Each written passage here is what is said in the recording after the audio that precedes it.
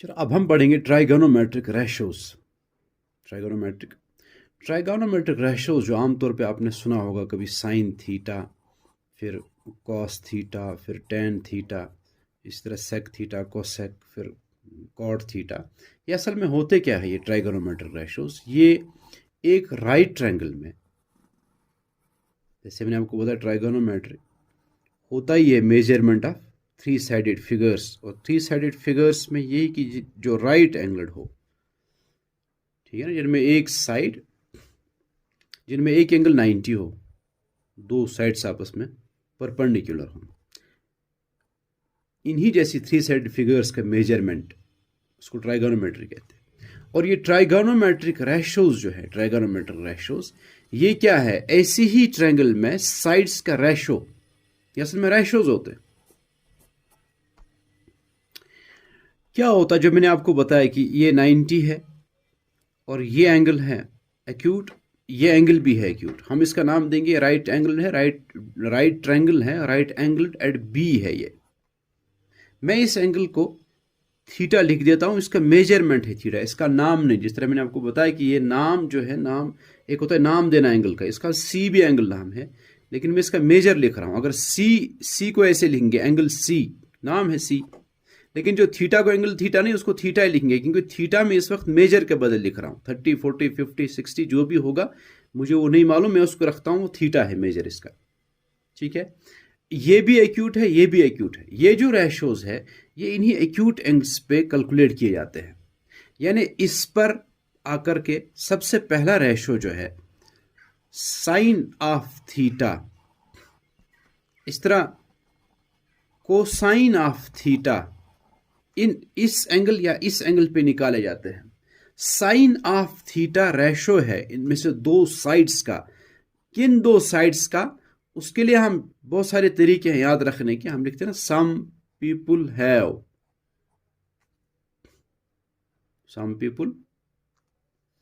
curly black hair to present beauty. S for sine, P for perpendicular, H for hypotenuse, C for cos, B for base, H for hypotenuse, T for tan, P for perpendicular, B for base। कि sign of theta होता है perpendicular by hypotenuse, ठीक है।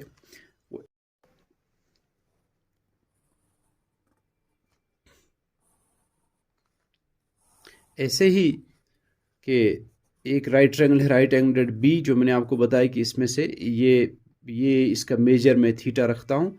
तो मैंने आपको बताया कि परपेंडिकुलर जो इसमें है वो है ए बी, और इसमें जो बेस है वो है बी सी, और इसमें जो हाइपोटेन्यूज हमेशा सेम रहेगा, वो ए सी ही रहेगा। लॉन्गेस्ट साइड है और 90 डिग्री का अपोजिट साइड वो हाइपोटेन्यूज होता है, वो हमेशा सेम रहता है। बेस परपेंडिकुलर कभी बदल जाते हैं। अब हम सबसे पहला रेशो जो साइन ऑफ थीटा, इस एंगल पे साइन, वो है, उसके लिए याद क्या रखना है? जो मैंने बताया आपको, some people have curly black hair to present beauty. S for sine, P for perpendicular, H for hypotenuse. तो साइन होता है परपेंडिकुलर बाय हाइपोटेन्यूज। अब ये बताओ, परपेंडिकुलर यहाँ क्या है? वो ए बी है, और हाइपोटेन्यूज क्या है? वो ए सी है। तो साइन ऑफ थीटा को शॉर्ट में लिखते हैं साइन थीटा। तो साइन थीटा इस ट्रायंगल में ए बी बाई ए सी का रेशो है, इन दो साइड्स का रेशो है, इसका और इसका रेशो।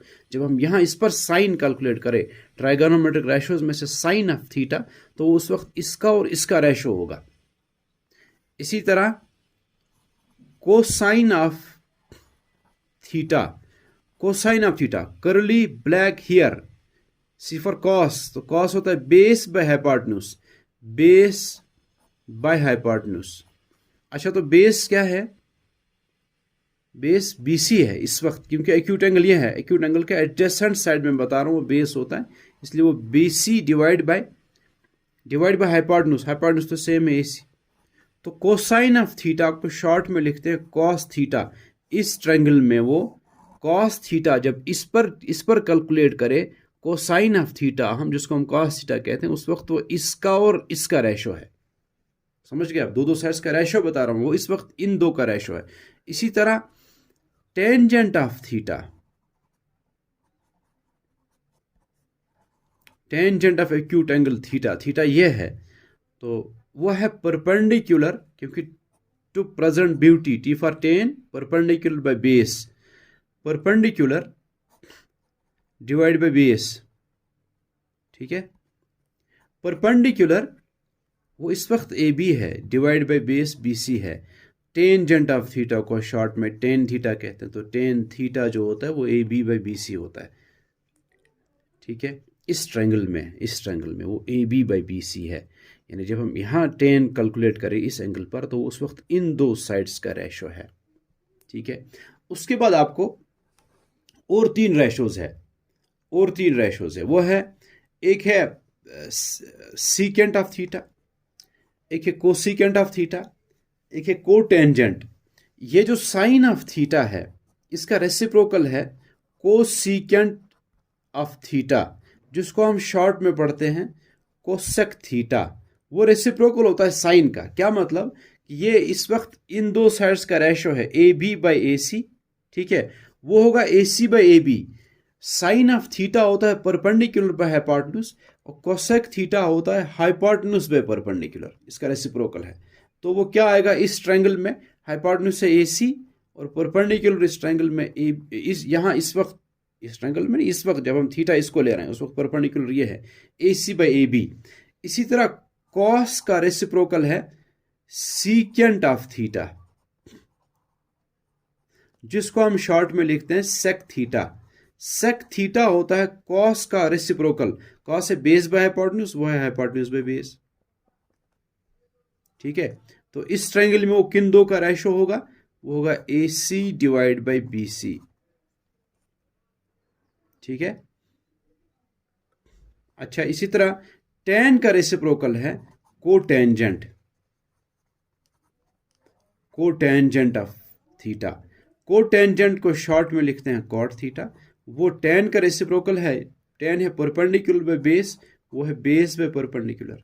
तो यहाँ इस वक्त इस ट्रायंगल में जबकि यहाँ कैलकुलेट कर रहे हैं इस एक्यूट एंगल पर हम, तो वो होगा बेस बाय हाइपोटेन्यूज, वो बेस बाय परपेंडिकुलर, परपेंडिकुलर है ए बी और बेस है बी सी, तो base B C divide by perpendicular A B, इस तरह आएगा कॉट थीटा, इन दो साइड्स का रेशो, ठीक है।